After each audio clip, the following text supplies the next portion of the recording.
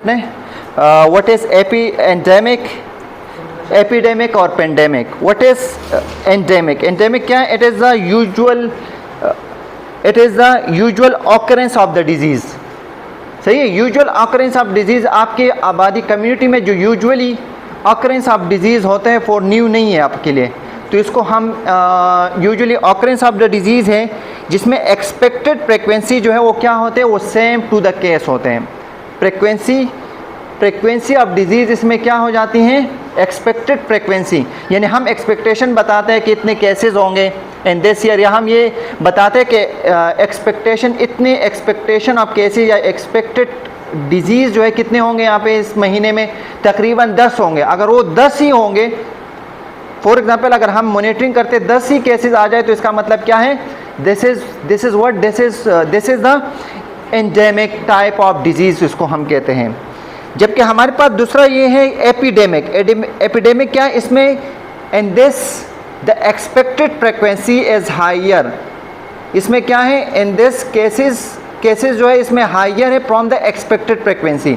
हमने जो एक्सपेक्टेशन दी हुई हो इससे अगर केसेस बढ़ जाएं इसको फिर हम क्या कहते हैं, एपिडेमिक कहते हैं। और it is the unusual cases, ये ज़्यादातर कौन से केसेस में होते हैं, अनयूजुअल केसेस ऑफ डिजीज़ हो जाती है। सही है। इसके अलावा इसमें अराइवल ऑफ न्यू केसेस होती है। हमारे पास एपिडेमिक में arrival of new cases, incidence of disease होते हैं, अराइवल ऑफ न्यू केसेस होती है। किसमें, एपिडेमिक में। एपिडेमिक में अराइवल ऑफ न्यू केसेस होते हैं, जबकि एंडेमिक में अराइवल ऑफ ओल्ड केसेस होती हैं। सही है।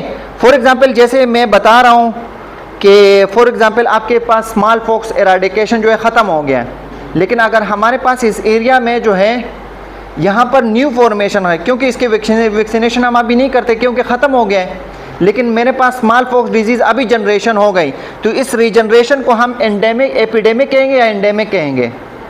अनएक्सपेक्टेड केस है ना, एक्सपेक्टेड फ्रिक्वेंसी से ये ज़्यादा है ना, अनएक्सपेक्टेड केस है। तो मेरे पास अगर स्मॉल पॉक्स यहाँ पर ये विद इन द कम्युनिटी अगर एक केस भी आ जाए तो इसका मतलब अनएक्सपेक्टेड और अनयूजुअल केस है, यूजुअल केस तो नहीं है ना। तो therefore this type of disease और स्मॉल टाइप ऑफ डिजीज़ अगर यहाँ पर हो जाए इसको हम फिर क्या कहेंगे, एपिडेमिक कहेंगे। फॉर एग्जाम्पल अगर मेरे पास USA में क्लोरा का जो आउटकम है, क्लोरा वहाँ पर ख़त्म हो गया है, सही है, हेज़ा जिसे हमें कहते हैं, अगर वहाँ पर अगर न्यू केस आ जाए तो ये क्या होगा, इज दिस एंडेमिक और एपिडेमिक, एपिडेमिक, क्योंकि वो भी अनयूजुअल केस है। लेकिन अगर फॉर एग्जांपल मेरे पास टाइफाइड यहाँ पर यूजुअल केस है, मलेरिया जो है सऊदी अरबिया में वहाँ पर क्या है, पाकिस्तान में malaria is the endemic not the epidemic, because the malaria is the usual case while. लेकिन अगर हम जियोग्राफिकली एरिया वाइज पे अगर हम सऊदी अरब का बताते हैं, सऊदी अरब में पता है ये टेस्ट होता भी नहीं है क्योंकि वो वहाँ से ख़त्म हो गया है, तो इसलिए हम वहाँ के लिए वो क्या है, सऊदी अरब के एरिया के लिहाज से वहाँ के लिए मलेरिया कौन सा केस है, एंडेमिक और epidemic, epidemic, because the malaria disease is the unusual case for the Saudi Arab. पता है या नहीं, अभी पता चला, अभी पता चला ना। तो यह वहाँ के लिए ये क्या है, एपिडेमिक है। तो हम according to the areal wise जो है बाज़ डिजीज़ एंडेमिक होते हैं, according to the areal wise जो है बाज़ डिजीज़ क्या होते हैं, एपिडेमिक होते हैं। तो वो कंडीशनल होते हैं। कंडीशनल ये कि मैंने ये कहा कि अनएक्सपेक्टेड केस, एक्सपेक्टेड फ्रिक्वेंसी, अगर मैं एक्सपेक्टेशन पे उतर रहा हूँ तो इसका मतलब क्या है, सेम आए, मेरे एक्सपेक्टेशन के हवाले से मैं बोल रहा हूँ यहाँ पर ये डिजीज़ है और वो हो जाए तो दिस इज़ एंडेमिक।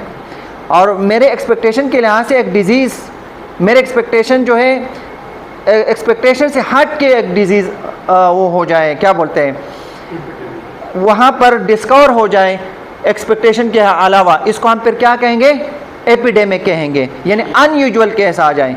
जबकि एंडेमिक में क्या हो जाता है, यूजुअल केस आ जाता है। मेरे ख्याल से इतना डिटेल पूरा है ना।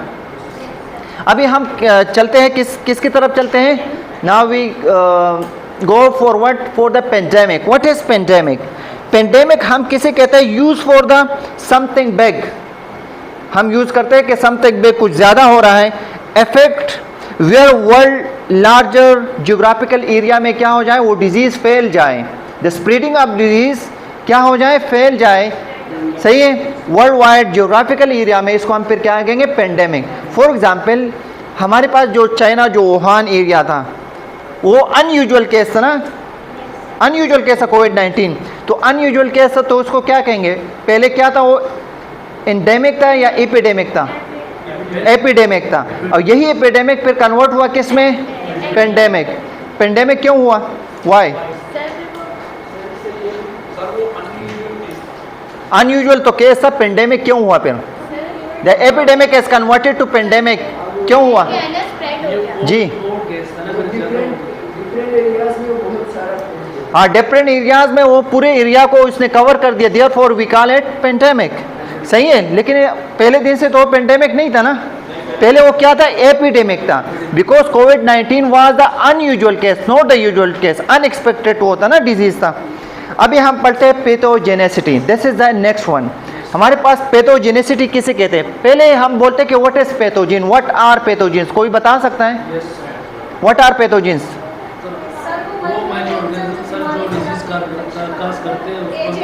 गुड, जो डिजीज काज करते हैं इसको हम पैथोजन कहते हैं। पैथोजेनेसिटी किसे कहते हैं? द मल्टीप्लिकेशन ऑफ पैथोजेंस, सही है, या the ability of the pathogen to cause a disease, सही है, इसको हम क्या कहते हैं? पैथोजेनेसिटी। पैथोजेनेसिटी का मतलब बीमारी फैलाना या जहर फैलाना। तो क्या द एबिलिटी क्या है? The ability to cause a disease is known as what? Pathogenicity.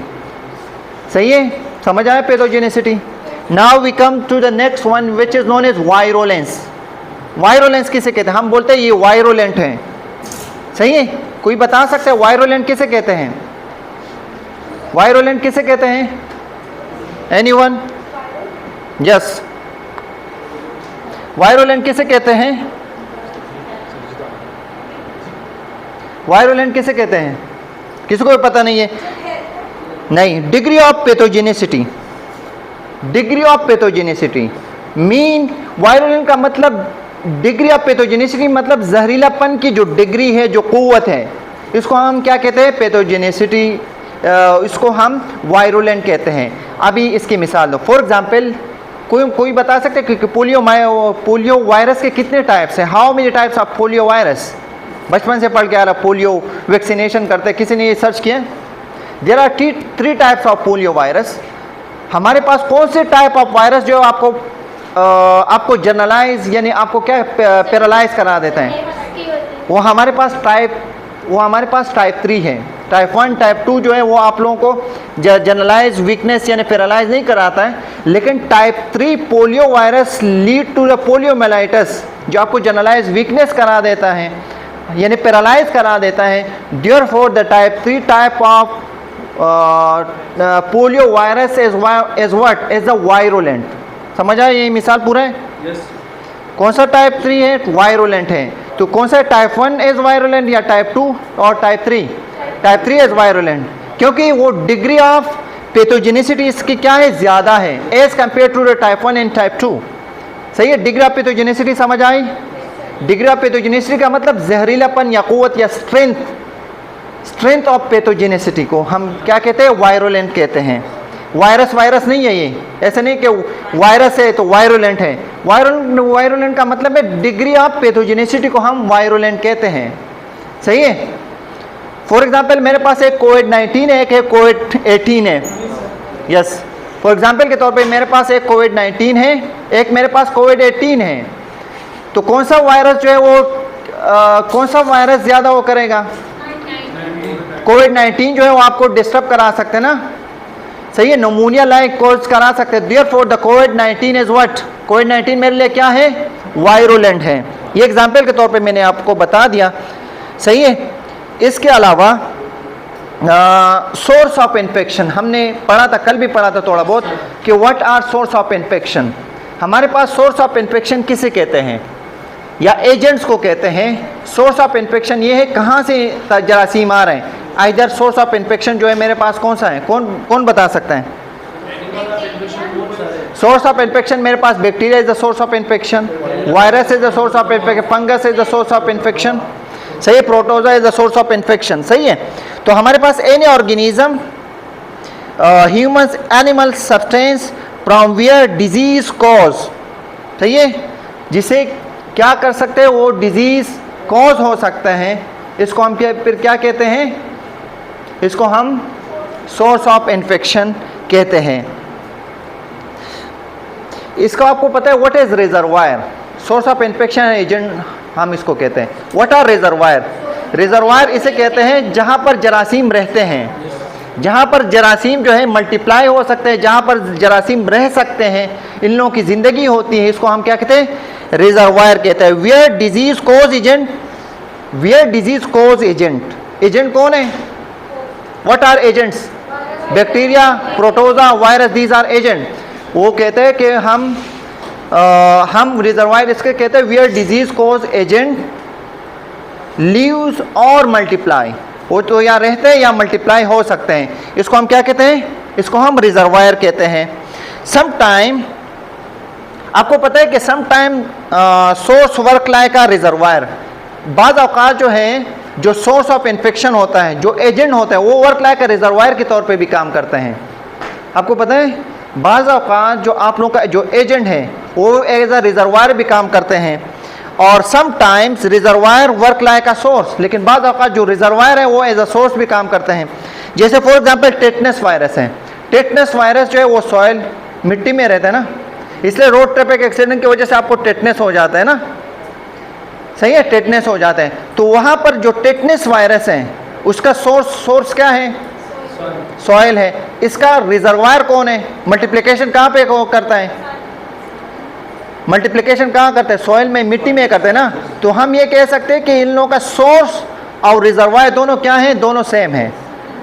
तो ये बोले कि बाज़ औक़ात जो एजेंट, सोर्सेस और इसका मल्टीप्लिकेशन प्लेस जो है, रिजर्वायर जो है वो सेम होता है। जैसे टेटनस वायरस जो है इधर ही रहता है, कहीं वो उधर उधर नहीं होते हैं। तो इसलिए हम ये कहते हैं कि जैसे टेटनस की मैंने मिसाल दी, टाइफाइड, टाइफाइड का जो सोर्स ऑफ इन्फेक्शन कौन है? टाइफाइड।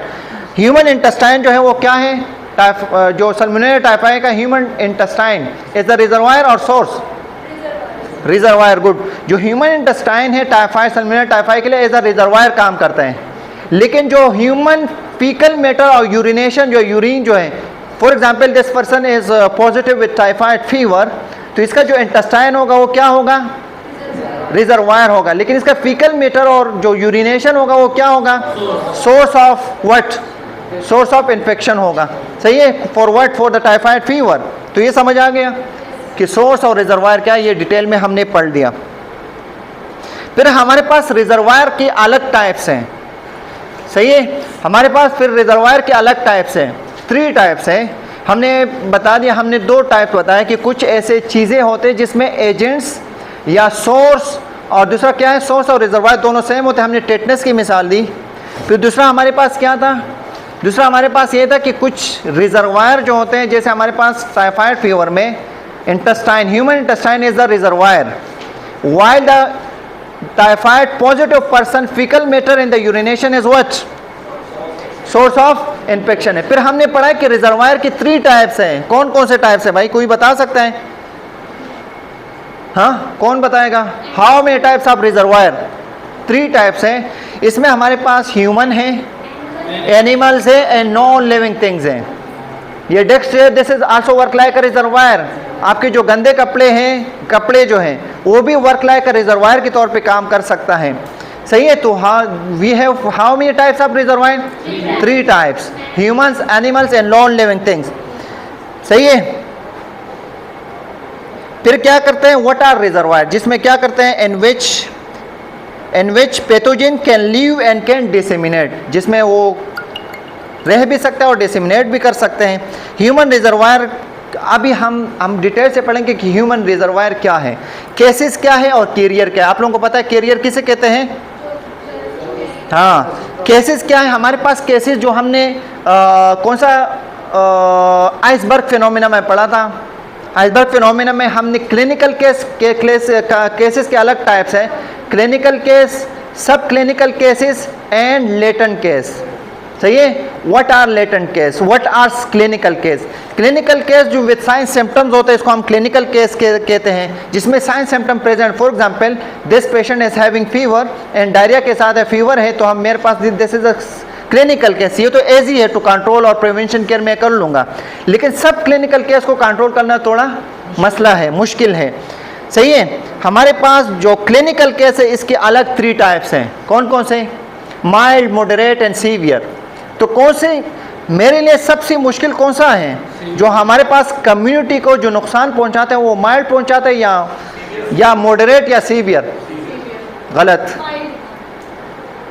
कैसे? Good good. Mild is the serious case for the community. Severe तो आपको पता है, इसलिए आप प्रिवेंटिव केयर या इसको आइसोलेट कर लेते हो। लेकिन माइल्ड केस का पता है, फॉर एग्जांपल एक पेशेंट है, एक बच्चा है, वो चिकन पॉक्स के साथ है, लेकिन साइन सिम्टम के साथ नहीं, सब क्लिनिकल के साथ है। वो घूमेगा, अपनी कम्युनिटी में घूमता रहेगा, तो वो क्या करेगा? Due to the sub clinical case he will spread his viruses, he will spread his pathogen, अपने पैथोजन को फैलाएगा, तो कम्युनिटी लेवल को क्या करेगा? नुकसान पहुंचाएगा या नहीं? फॉर एग्जांपल मेरे पास कोविड-19 के साथ एक पेशेंट है, मैं आपने देखे होंगे कि सब इसका टेस्ट बगैर साइन सिम्टम्स होते हैं, लेकिन टेस्ट कर लो तो फिर क्या होता है? कोविड पॉजिटिव है। तो इसकी due to the sub clinical case की वजह से वो कोविड को क्या कर सकता है? फैला सकता है। तो due to the mild case की वजह से वो क्या करा सकते हैं? This can cause a dangerous condition. तो इसलिए मैं क्या करूँगा? I will take seriously and according to the epidemiological study which type of case, mild, moderate और severe. माइल्ड केस को मैं करूँगा। ये किसके टाइप से? क्लिनिकल केस के टाइप से, माइल्ड, मॉडरेट एंड सीवियर। सही है। जैसे चिकन पॉक्स की मैंने मिसाल दी, सही है। और मैं इसलिए मकसद ये है कि मैं माइल्ड केस को टाइमली डिटेक्शन करूँगा तो टाइमली ट्रीटमेंट करूँगा, तो प्रिवेंटिव केयर और ट्रीटमेंट टाइमली हो जाएगा। सही है। सब क्लिनिकल केस का मतलब मिस केस या छुपा हुआ साइन सिम्टम, जिसके कोई साइन सिम्टम्स नहीं होते हैं, लाइक डायबिटीज़ हैं। मेरे कम्युनिटी में ये नहीं है कि जो डायग्नोस्टिक के साथ हैं, मेरे पास ऐसे लोग भी हैं कि जो डायबिटीज़ के साथ होंगे। अगर मैं स्क्रीनिंग करूँगा तो इसके अगर स्क्रीनिंग में फाइंडिंग हो जाती है diabetes, HTN, cancer, HIV, hep C virus, आपने देखे होंगे जो फॉरेन कंट्री जाते हैं इन लोगों को कुछ नहीं होता है, लेकिन स्क्रीनिंग में फाइंड आउट हो जाता है।